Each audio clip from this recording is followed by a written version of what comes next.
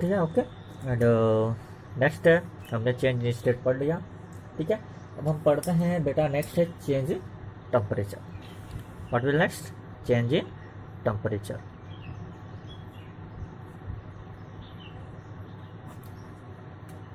Temperature में change कैसे होता है? सिंपल सा एग्जांपल है, आप घर पे देखते ही हो, चूना आता है, आप चूने में पानी डालते हो, सडनली उसमें से भाप निकल लगता है, इवोपोरेशन होने लगता है। कैसे हो गया? चूना भी तो ठंडा था, उसमें कहाँ टेम्परेचर था? ठीक है, कहाँ हार्ड था? ठीक है, आपका वाटर था वो भी तो वैसा ही है, लेकिन सडनली हीट रिलीज हो रहा है। ठीक है, तो अगर टेम्परेचर में चेंज होता है, ठीक है, देन वहाँ पे भी केमिकल रिएक्शन हो रहा है। क्लियर है? अब इसको समझने के लिए आपका सिंपल सा एग्जांपल है, जो मैंने आपको पहला फर्स्ट स्टेप को याद दिला रहा हूँ। जब आप, याद है ना, आपको याद रखिए कि जब आप जिंक को एसिड में डाल रहे थे, तो याद रखिएगा जिस बीकर में आप डालेंगे ना बेटा, वो बीकर हॉट हो जाएगा, गर्म हो जाएगा, वो हीट रिलीज करने लगता है बिकॉज ऑफ एसिड। ठीक है, एंड कहने का मतलब ये है कि यहाँ पे केमिकल रिएक्शन हो रहा है। क्लियर है? अच्छा ठीक है, इसको हम एक चीज़ और कर सकते हैं, और बेसिक एग्जाम्पल समझना है तो आप कैल्शियम ऑक्साइड लो, और कैल्शियम ऑक्साइड चूना जो है आपका, ठीक है, आप कैल्शियम ऑक्साइड लो, जिसको हम लोग क्या बोलते हैं? Quick lime. आपको मैं कॉमन नेम इसमें बता दूँ थोड़ा बहुत, ये भी आपको याद रखना है।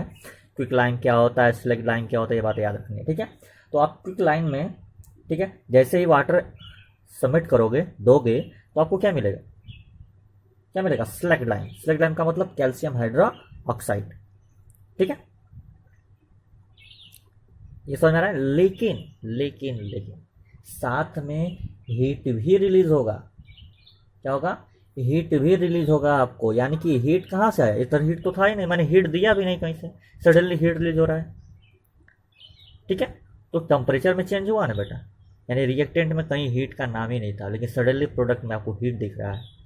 ठीक है, यहाँ पे भी एसिड और जो हमारा जिंक है, दोनों में कहीं हीट का नाम नहीं था, लेकिन सडनली जैसे दोनों को मिक्स किया, बीकर हीट हो गया। कहने का मतलब ये है कि आपको एक बात समझनी ये है कि जहाँ पे टेम्परेचर चेंज हो रहा है, वहाँ पे आपको ये मानना पड़ेगा कि यहाँ केमिकल रिएक्शन हो रहा है। ठीक है, फर्स्ट प्रायोरिटी ये है बेटा कि आपको केमिकल चेंज होना जरूरी है। सेकेंड पे टेम्परेचर चेंज हो रहा है, then you can say that this is the chemical reaction. किस टाइप का है, कैसा है, वो आगे पढ़ते रहेंगे। क्लियर है ना? ठीक है, अब दो दो एग्जाम्पल आपको समझाया जा रहा है। ठीक है, इसमें हम अगर देखा जाए, एक बात याद रखिएगा कि ये कॉमन नेम है क्विक लाइम, वैसे कैल्शियम ऑक्साइड बोला जाता है, इसको कैल्शियम हाइड्रोक्साइड बोला जाता है, लेकिन कॉमन नेम है quick lime and slaked lime, यानी बहुत पॉपुलर है, इसी को हम लोग ज़्यादातर यूज़ करते हैं। तो जब आपको टर्म आए क्विक लाइम तो कैल्शियम ऑक्साइड, जब आपको टर्म आए slaked lime, then you can say that calcium hydroxide. Clear है? चलिए, अब हम बात करते हैं बेटा, नेक्स्ट लेवल पे चलते हैं, क्योंकि हम इसमें देखो, अब इसमें इसी में हम लोग दो टर्म समझ सकते हैं। मैं आपको कुछ टाइप के रिएक्शन भी समझा सकता हूँ। ठीक है, इसी टर्म से ही कुछ और भी चीज़ें हम लोग सीख सकते हैं। ठीक है, क्या है? एक टर्म था मेरा एक्सोथर्मिक, और एक टर्म है मेरा एंडोथर्मिक। मैं इसको बाद में डीपली समझाऊंगा। ये दोनों रिएक्शन है बेटा। ठीक है, क्यों ये निकल के आते हैं इस पॉइंट से ये रिएक्शन लगता है, क्योंकि ये दोनों हीट पे डिपेंड करते हैं। एक में क्या होता है? हीट को एब्जॉर्ब करते हैं। ठीक है, जिस रिएक्शन में हीट एब्जॉर्ब हो रहा है, यानी प्रोडक्ट बनाने के लिए हीट दिया जा रहा है, ठीक है, तो वो आपका एंडोथर्मिक कहलाएगा। ठीक है, और जिसमें हीट रिलीज हो रहा है प्रोडक्ट के साथ, वो आपका एक्सोथर्मिक कहलाएगा। ठीक है, मैं इस पर डिटेल में बाद में डिस्कस करूंगा जब हम लोग रिएक्शन पढ़ेंगे तब। ठीक है, पहले हम लोग कैरेक्टर को डीपली समझ लेते हैं। क्लियर है? ठीक है, अब हम लोग आगे चल के ये भी डिस्कस करेंगे कि रिस्पायरेशन जो है वो एक्सोथर्मिक है कि एंडोथर्मिक है। ठीक है, इस पर भी हमको डिस्कस करना है, लेकिन first we complete this characteristic of the chemical reaction. ठीक है, हमने कितने पढ़ लिए? हमने 4 पढ़ लिए। हमने इवोल्यूशन ऑफ गैस पढ़ा। ठीक है, हमने आगे नेक्स्ट आपको कवर किया चेंज इन कलर। ठीक है, नेक्स्ट पॉइंट था change in state, and fourth the change in temperature. Clear है? अब जो हमारा पॉइंट है लास्ट है, ठीक है, आपको एनसीईआरटी में 4 पॉइंट ही समझ में आते हैं, 4 पॉइंट आपको समझा जाते हैं। नेक्स्ट है आपका कि formation of precipitate substance. Clear है? देखिए मैं आपको बेसिक समझाता हूँ। ओके, देन लास्ट क्या है? फॉर्मेशन।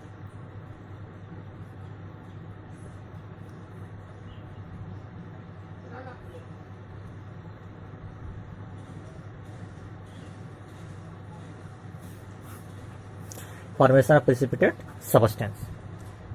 अब बेटा जिस रिएक्शन में, देखो पहले हम लोग समझते प्रिसिपिटेट सबस्टेंस कहते किसे हैं। प्रिसिपिटेट सबस्टेंस वो सबस्टेंस होता है जो लिक्विड में इनसॉल्यूबल हो जाता है। ठीक है, जो लिक्विड में इनसॉल्यूबल होता है, डिसॉल्व नहीं हो पाता है, उसे हम लोग प्रिसिपिटेट सबस्टेंस कहते हैं। ठीक है, इसे समझने के लिए हमें क्या ये कहना चाहता है? कहना चाहता है कि पहले ऐसा सबस्टेंस हमने रिएक्टेंट में नहीं लिया था, हमारे पास रिएक्टेंट में कहीं ऐसा सबस्टेंस नहीं था, वो सडनली आ गया। कैसा सडनली आ गया? ठीक है, जैसे हमने एग्जांपल में लेते हैं क्या, तो इसके पहले हम लोग किए थे चेंज इन कलर में भी एग्जांपल लिया था लीड नाइट्रेट का। ठीक है, ये क्या है बेटा? ये मेरा है lead nitrate. What is this? Lead nitrate. इसको हमने रिएक्ट किया पोटेशियम आयोडाइड से। किससे बेटा? मिक्स किया पोटेशियम आयोडाइड। क्लियर है? ठीक है, पोटेशियम आयोडाइड से रिएक्ट किया तो मेरा ये रिएक्टेंट है, सडनली प्रोडक्ट में आएगा, तो प्रोडक्ट में आपको मिल जाएगा PbI2 और आपको मिलेगा पोटेशियम नाइट्रेट। ये क्या है बेटा? ये है आपका लीड आयोडाइड। क्लियर है? एंड ये आपका है पोटेशियम, ठीक है, नाइट्रेट। ठीक है, अब इसमें क्या देखने को मिला है आपको? ये देखने को मिल रहा है, देखिए बेटा एक बात याद रखिएगा, मैंने किसी रिएक्शन में अभी तक बैलेंस नहीं किया है, हम लोग रिएक्शन को बाद में बैलेंस से सिखाएंगे। इसके बाद ये जैसे कंप्लीट होता है, एक दो और पॉइंट है उसको रिकवर करेंगे, उसके बाद हम लोग बैलेंसिंग पे चलेंगे। ओके, अब यहाँ पे आप क्या देख रहे हो? लीड नाइट्रेट, ठीक है, पोटेशियम आयोडाइड, दोनों बेटा एक्वस सोल्यूशन थे। पहली चीज, दोनों को मिक्स किया, ठीक है, और सडनली आपको क्या देखने को मिला? लीड आयोडाइड और पोटेशियम नाइट्रेट। तो यहाँ पे बेटा आप देखो ना, ये जो लीड नाइट्रेट प्रोडक्ट है ना बेटा, इसका पहले तो कलर होता है येलो, इसको हम लोग एग्जांपल में चेंज इन कलर में भी रख सकते हैं, लेकिन जो इसका स्टेट है वो है बेटा सॉलिड, बट ये है लिक्विड यानी एक्वस सोल्यूशन। ये एक्वस सोल्यूशन ही है, ठीक है, ये जो आपका पोटेशियम नाइट्रेट वो एक्वस सोल्यूशन, लेकिन ये जो है कलर में येलो है और स्टेट में सॉलिड है, और ये इनसॉल्यूबल भी है। किसमें इनसॉल्यूबल है? इस वाले लिक्विड में, इस वाले एक्वस सोल्यूशन में इनसॉल्यूबल भी है। क्लियर है? तो कहने का मतलब ये आपका हो जाएगा कि केमिकल रिएक्शन जो है, ठीक है, यहाँ पे भी पॉसिबल है। कहाँ पे? जहाँ पे प्रिसिपिटेट सबस्टेंस बनता है। ठीक है, तो याद रखिएगा ये 5 पॉइंट है, ठीक है, एनसीईआरटी में 4 डिस्क्राइब किया गया है। ठीक है, फर्स्ट ऑल ऑफ यू हम फिर से एक बार रिवाइज करते हैं कि इवोल्यूशन ऑफ गैस, सेकेंड आपका है चेंज इन कलर, थर्ड आपका है चेंज इन स्टेट, ठीक है, फोर्थ आपका है चेंज इन टेम्परेचर, और जो फिफ्थ है आपका फॉर्मेशन ऑफ प्रिसिपिटेट सबस्टेंस। ठीक है, अच्छा ठीक है, इसमें थोड़ा सा एग्जाम्पल लेते हैं फॉर्मेशन ऑफ प्रिसिपिटेट में। एक और आपको जोड़ सकते हैं, जैसे हमारे पास सिल्वर नाइट्रेट है, हम एक बीकर लेते हैं, चलिए, और टेस्ट ट्यूब लेते हैं सर, और इस टेस्ट ट्यूब में मैं रख लेता हूँ NaCl। क्या ले लेता हूँ? NaCl लेता हूँ। ठीक है, इसका एक्वस सोल्यूशन मैंने बनाया है। ठीक है, और इसको मैंने एक और टेस्ट ट्यूब लेते हैं। ठीक है, उस टेस्ट ट्यूब में हम डाल देते हैं आपका सिल्वर नाइट्रेट, इसका भी एक्वस फॉर्म रहेगा, सिल्वर नाइट्रेट। ओके, अब सिल्वर नाइट्रेट को मैं इसमें पुट करता हूँ, रखता हूँ, NaCl में डालता हूँ। ठीक है, डालने के बाद आपको क्या देखने को मिलेगा नेक्स्ट चीज में, नेक्स्ट स्टेप में आपको, कि जब, ठीक है, जब आपका NaCl में, ठीक है, सिल्वर नाइट्रेट, जब आपका NaCl में सिल्वर नाइट्रेट पड़ा, ठीक है, तो वहां पर आपको तो एक नई चीज बनती हुई दिखी। ठीक है, नई चीज क्या बनी? नई चीज बना, मैं इसको थोड़ा रिएक्शन में लिखता हूँ, थोड़ा आपको आसानी से समझ में आएगा। क्या हमने क्या लिया था? AgNO3 लिया था, उसमें हमने क्या मिक्स किया था? NaCl मिक्स किया था। NaCl से मिक्स होने के बाद प्रोडक्ट में हमको दिखाई दिया AgCl, ठीक है, और प्लस हमको दिखाई दिया Ag तो हो गया था NaNO3। ठीक है, क्लियर है ना? तो ये जो AgCl है सिल्वर नाइट्रेट ना बेटा, ठीक है, ये प्रिसिपिटेट है, ये पीपीटी आपका है, यानी कि प्रिसिपिटेट है। बात समझ में आ रही है ना। और किस कलर का है प्रिसिपिटेट, तो बेटा व्हाइट कलर का होगा, ग्रेस कलर का होगा। ठीक है, आप सिल्वर नाइट्रेट देखोगे तो ये होगा। ठीक है, ग्रेस व्हाइट कलर में होता है, यानी ग्रेस व्हाइट इसको बोलते हैं हम लोग, इसका ग्रेस व्हाइट कलर होता है। ठीक है, इसका कलर ग्रेस व्हाइट होता है। और ये सोल्यूबल, और सुनो, ये वाटर में सोल्यूबल होता है। ये क्या होता है, वाटर में सोल्यूबल होता है। इसी का हम लोग यूज करते हैं, पता है क्या, फोटो बनाने में। जो पिक्चर जाते हैं ना, आप लोग लैब में बनवाते हैं पिक्चर। ठीक है, ठीक है, इसको बोलते हैं ब्लैक एंड व्हाइट बना के लाना आप, लैब का पिक्चर बना हुआ। तो लैब में पिक्चर क्या होता है, वो सिल्वर नाइट्रेट का यूज़ करके इसको लोग यूज़ करते हैं। ठीक है, ऐसे बहुत से AGBR भी है। ठीक है, क्लियर है। ओके गुड, हम इसको एग्जांपल में जगह और पढ़ेंगे, सिल्वर क्लोराइड वाला। ठीक है, डिकम्पोजिशन रिएक्शन आएगा नेक्स्ट पे, तो वहाँ पे इस चीज़ को समझाया जाएगा। अब यहाँ तक आपको समझ में आ गया, क्या चीज़ समझ में आ गया, कि हमारे पास 5 ऐसे कैरेक्टर हैं जिससे हम यह डिसाइड कर सकते हैं कि हाँ केमिकल रिएक्शन हो रहा है। लेकिन पहले फर्स्ट प्रायोरिटी ये होना चाहिए कि वो केमिकल चेंज होना जरूरी है। क्लियर है। ओके, नाउ अब हम आगे चलते हैं। ठीक है, कुछ पॉइंट्स हैं जो हम लोग थोड़ा सा रिकवर करना चाहेंगे। चलिए, तो हम लोग डिस्कस करेंगे नेक्स्ट पॉइंट में। हमने कहा था कि एक रिएक्शन आपको डिस्क्राइब करेंगे, क्योंकि ये टाइप ऑफ रिएक्शन नहीं है, ये हम लोग जनरली टर्म में समझते हैं। क्या समझते हैं बेटा, एक समझते हैं हम लोग एक्सोथर्मिक,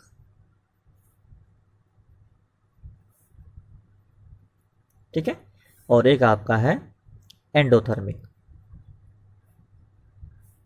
ये दोनों रिएक्शन ऐसा रिएक्शन है बच्चे, ठीक है, देखिएगा, कहने का मतलब है कि एक्सोथर्मिक रिएक्शन वो रिएक्शन होता है, ठीक है, जहां पे टेम्परेचर क्या हो, इवॉल्व हो और रिलीज हो।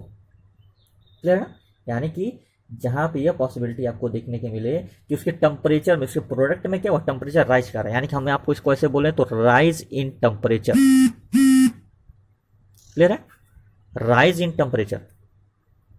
तो जब टेम्परेचर में राइजिंग होने लगता है, जब वो टेम्परेचर इंक्रीज करने लगता है, ठीक है, सडनली किसी प्रोडक्ट में, ठीक है, तो then we can say that कि सर यहाँ पे एक्सोथर्मिक रिएक्शन हो रहा है।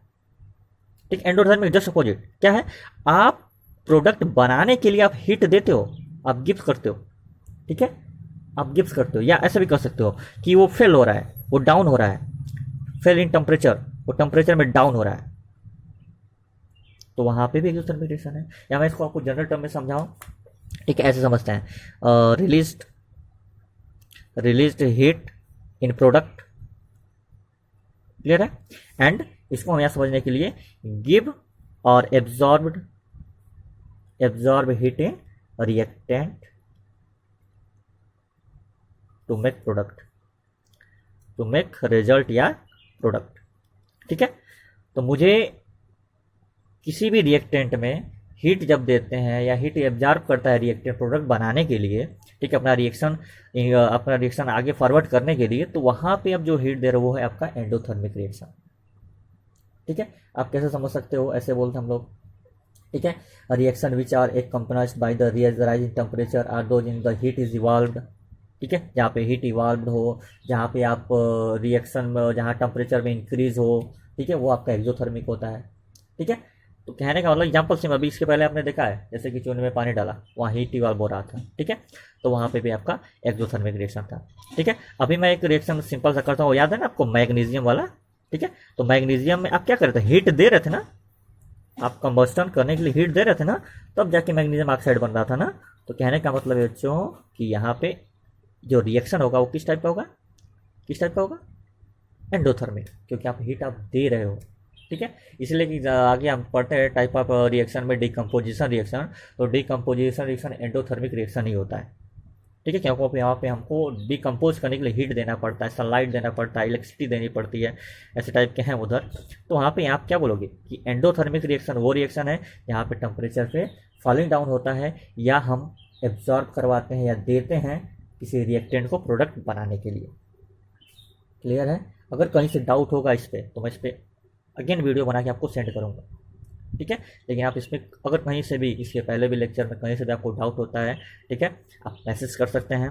ठीक है, आप कमेंट बॉक्स में कर सकते हैं। ठीक है, मैं आपको लास्ट में एक व्हाट्सअप नंबर आपको सेंड करेंगे, ठीक है, उस पर आप मैसेज कर सकते हैं, आपकी प्रॉब्लम भी, ठीक है, सॉल्व की जाएगी उस बेस पे, ठीक है। या अगर आपको हो सकता है टेलीग्राम भी हम बनाएं, ठीक है, लेकिन बेस्ट यही है कि WhatsApp is most popular social networking. So हम ट्राई करेंगे कि आपका एज यूजल एक टाइम फिक्स कर देंगे, उस टाइम पे आपकी प्रॉब्लम को सॉल्व करेंगे।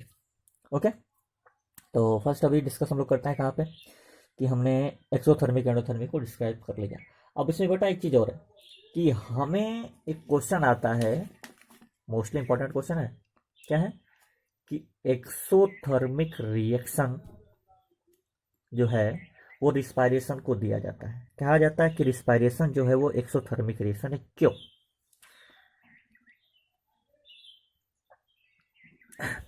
हम क्या बात कर रहे थे? एक्सोथर्मिक रिएक्शन की, ठीक है। और जो एक्सोथर्मिक रिएक्शन है वो किसके लिए बोला गया है? रिस्पिरेशन के लिए बोला गया है। कहा गया जो बेटा रिस्पिरेशन है वो एक्सोथर्मिक रिएक्शन है। क्यों क्यों क्यों?